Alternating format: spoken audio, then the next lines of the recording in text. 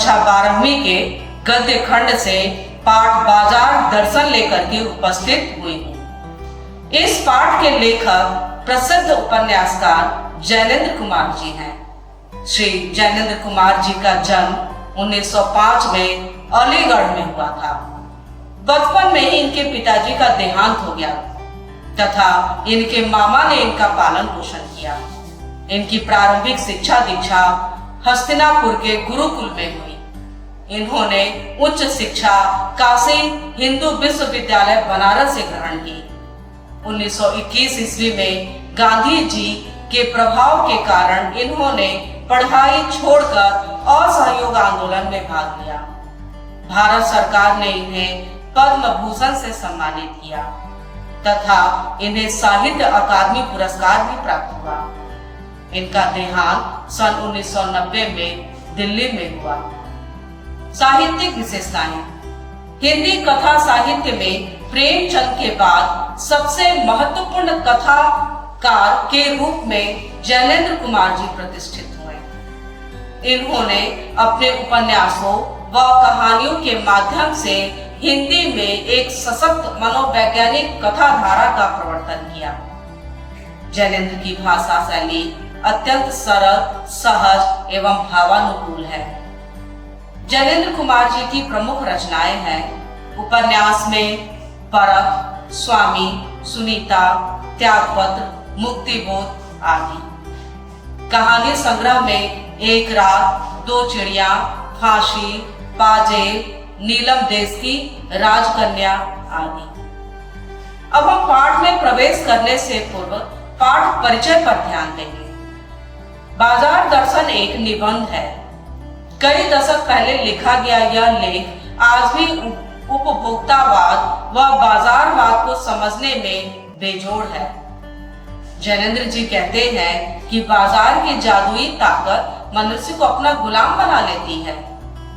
यदि हम अपनी आवश्यकताओं को ठीक ठीक समझकर बाजार का उपयोग करें तो उसका लाभ हम उठा सकते हैं।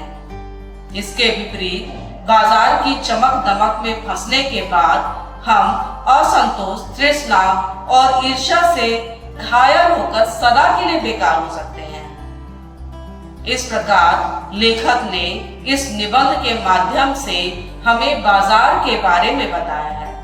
बाजार अर्थात मार्केट, बाजार की प्रवृत्ति, ग्राहक के प्रकार, आधुनिक ग्राहकों की सोच आदि से पाठकों को उन्होंने अवगत कराया है।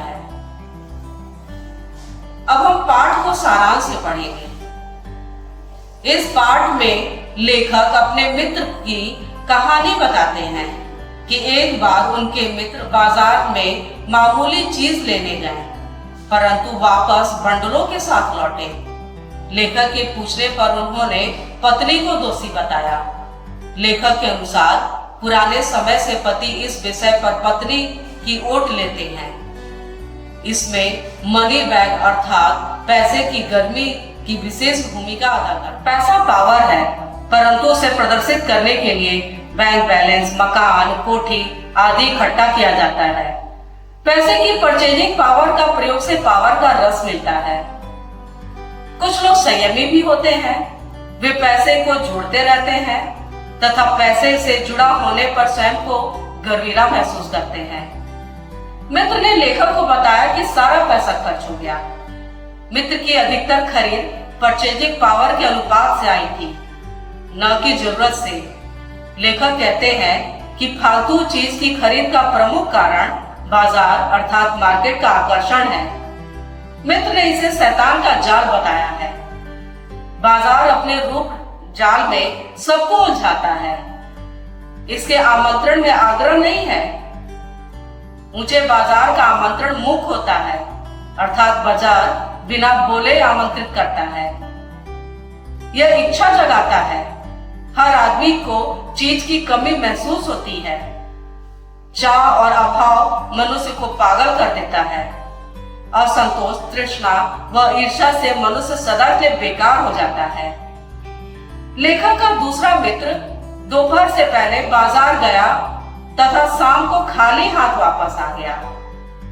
पूछने पर बताया कि बाजार में सब कुछ लेने योग्य था, परंतु कुछ भी ले ना पाया, क्योंकि एक वस्तु को लेने का मतलब था दूसरी को छोड़ देना।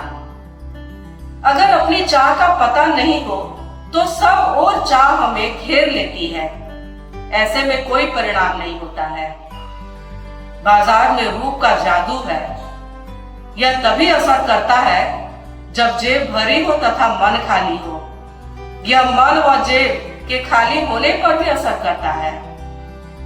खाली मन को बाजार की चीजें निमंत्रण देती है। सब चीजें खरीदने का मन करता है। जादू उतरते ही फैंसी चीजें आराम नहीं, खलल ही डालती प्रतीत होती है। लेखक कहते हैं कि जादू से बचने का एकमात्र उपाय है कि बाजार जाते समय मन खाली ना रखें। मन में लक्ष्य हो तो बाजार आनंद देगा। जब जरूरत हो या किसी वस्तु की आवश्यकता हो तभी बाजार जाना चाहिए। सिर्फ खाली मन से बाजार में जाकर इच्छा के अधीन वस्तुओं को नहीं खरीदना चाहिए।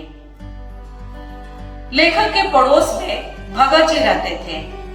वे लंबे समय से चूरन बेच रहे थे। वे प्रतिदिन 6 आने पैसे से अधिक नहीं कमाते थे। वे अपना चूरन थोक व्यापारी को नहीं बेचते थे। वे स्वयं 6 आने का चूरन बेच देने के बाद बचा हुआ चूरन बच्चों को मुफ्त में बांट देते थे। उन पर बाजार का जादू नहीं चल सकता था। वे निरक्षर थे, बड़ी बड़ी बातें नहीं जानते थे। उनका मन अडिग रहता था। एक दिन बाजार के चौक में भगत जी व लेखक की राम राम हुई। उनकी आंखें खुली थी। वे सबसे मिलकर बात करते हुए जा रहे थे, लेकिन वे भौचक्के नहीं थे और ना ही वे किसी प्रकार से लाचार थे। भांति भांति के बढ़िया मॉल से चौक भरा था, किंतु उनको मात्र अपनी जरूरत की चीज से मतलब था। वे रास्ते के फैंसी स्टोर को छोड़कर पंसारी की दुकान से अपने काम की चीजें लेकर चल पड़ते हैं। अब उन्हें बाजार सुनने लगता है।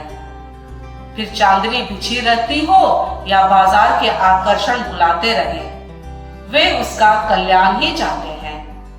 लेखक का मानना है कि बाजार को सार्थकता वह मनुष्य देता है जो अपनी जरूरत को पहचानता है।